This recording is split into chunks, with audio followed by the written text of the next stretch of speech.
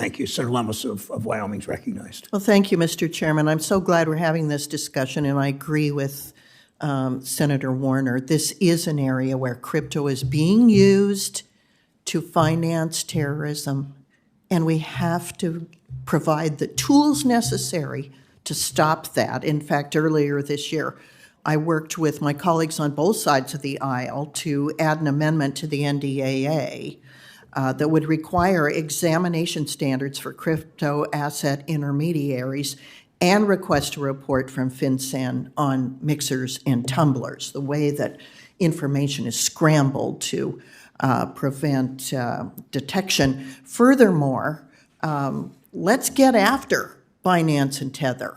These are offshore companies that are financing illicit activities and terrorism. We've got to prevent Hamas, Hezbollah, and other terrorist organizations from using digital assets, using cryptocurrency as a means to finance their activities. So mixed in with the talk of stronger sanctions on Iran and other avenues to prevent the flow of illicit finance, we've heard a lot about crypto assets today. We should be hearing a lot about crypto assets today. I think it's because our panel is in part missing the perspective of FinCEN and the law enforcement agencies that are actively fighting the finance of terrorism. When we ask FinCEN and others what authorities they need to combat illicit finance and crypto assets, they say they don't need more laws, they need more resources. I've heard from law enforcement that in many ways crypto assets are more traceable than cash. In fact, we've had people testify under oath in this committee that crypto assets are easier to trace than cash because the data is permanently available for everyone to see on a distributed ledger. If you want to download on a computer the entire distributed ledger of Bitcoin, you can do it in your office. It'll take you, plug in a computer, sign on, take you about 100 hours. You can download the entire distributed ledger of Bitcoin from day one in 2009 currently, and it'll update every 10 minutes. It's remarkable, the information that's available there. So what we need to do is give FinCEN and our regulators the resources to carry out the mission. Now, we address this in the Responsible Financial Innovation Act that Senator Kirsten Gillibrand of New York and I have sponsored. It's a comprehensive framework for digital asset regulation. It provides these resources. As a starting point, it gives FinCEN $150 million to carry out its mission in regard to crypto assets and provides the flexibility to hire and retain highly qualified individuals.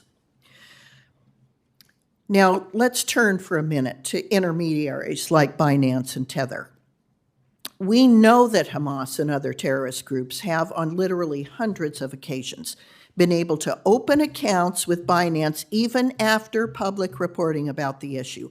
Binance is knowingly facilitating violations of sanction laws and the Bank Secrecy Act by failing to carry out adequate customer screening when it is aware the exchange is being used to finance terrorism.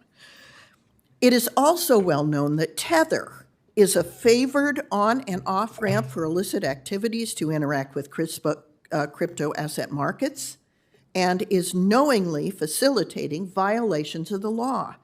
It was recently reported that Israeli law enforcement directed Tether to freeze 32 addresses controlled by Hamas and Russian-linked entities in Israel and Ukraine.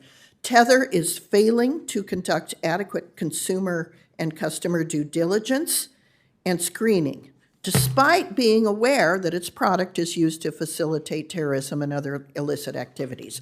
That's why today I sent a letter with Representative French Hill, who's the chairman of the House Digital Assets Subcommittee, to Attorney General Merrick Garland, asking the Department of Justice to wrap up its investigation and consider criminal charges against Binance and Tether for their involvement in illicit finance.